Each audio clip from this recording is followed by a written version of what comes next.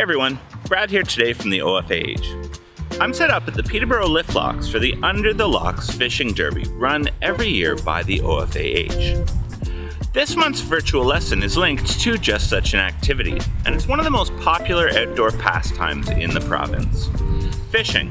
So stick around as we get into some tasty tidbits all about fishing.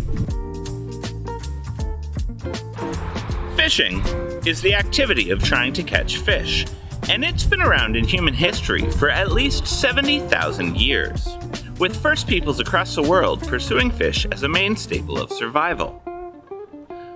Fishing hasn't always been a part of human life. There was a time when humans lived by simply collecting things that they came across in nature. However, once they moved from unplanned gathering to systematic food gathering, fishing became much more common.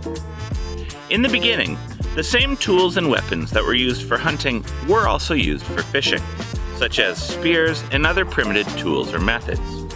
For this reason, it's often difficult to identify certain artifacts as exclusively fishing tools that could indicate the prominence of fishing in the lives of early humans.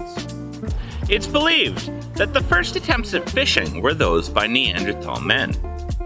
They did not use any tools, catching fish instead with their bare hands. As you can assume, there's no practical evidence of this, only numerous primeval sites located near rivers where fish could be cornered to rock barriers and caught by hand. More prominent evidence dates back to 40 to 50,000 years ago. This is when fishing equipment made of wood, bone, and horn replaced stone-made tools and bare hands. Archaeologists have found indented and carved pieces of bones and horns dating back to that period that we suppose were used for hunting and fishing. The traditional-looking ancient fishing hooks appeared around 9,000 to 6,000 BC. They lacked barbs but featured a button-like widening at the end for affixing line.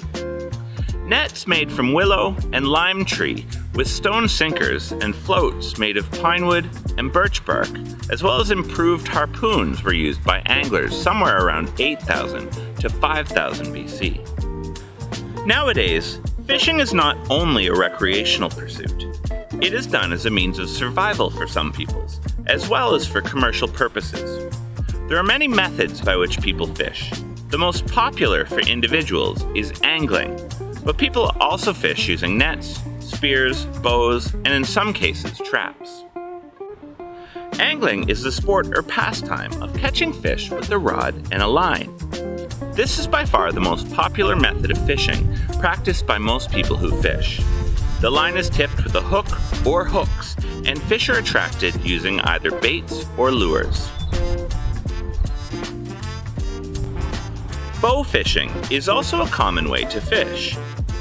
This is the practice of fishing with a bow and arrow, with the arrows being attached to line that is spooled onto a reel on the bow's structure.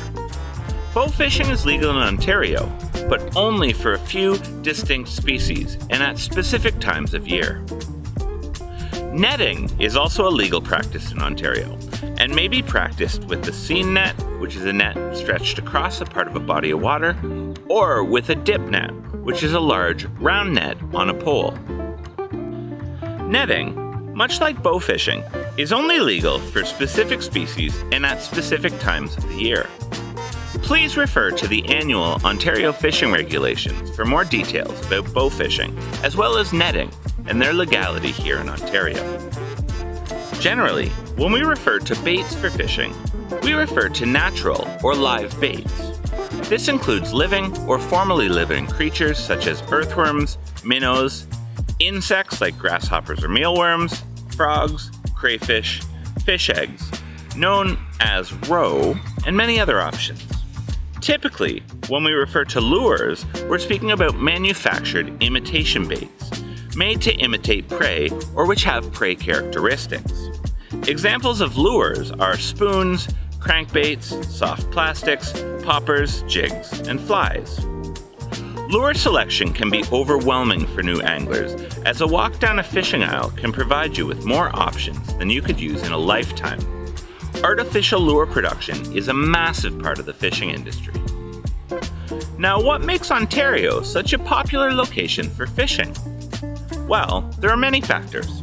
First off, Ontario is home to approximately 24% of all of Canada's fresh water, made up of over 250,000 lakes, countless streams, and rivers. We're also home to the Ontario portion of 4 of the Great Lakes.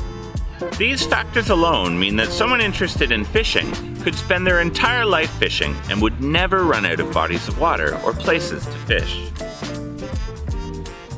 I've spoken about this before, but the OFAH is home to the Ontario Record Fish Registry. This is a list of the largest of each game fish species which has been caught in the province. The registry contains some impressive world-class fish. One in particular held the world record for line and hook caught fish for a number of years. It was a brown trout, caught on September 9, 1994 by angler Rick Matusiak. Rick was fishing Lake Ontario near the power generating station at the Lakefront Promenade Park in Mississauga. He was using a 1/3 ounce orange and yellow Little Cleo spoon and had almost retrieved his lure all the way to shore when his rod doubled over and about 100 yards of line peeled off his reel. After a fight that lasted nearly an hour, a neighboring angler grabbed the fish with his small net. Rick was certain this was going to be a salmon, but instead he caught sight of Ontario's record brown trout. It weighed 34.61 pounds and was 38 inches in length, with a girth, which is a measurement around the widest part of the fish's body, at 28 inches. An interesting thing about this species is that brown trout are not native to Ontario.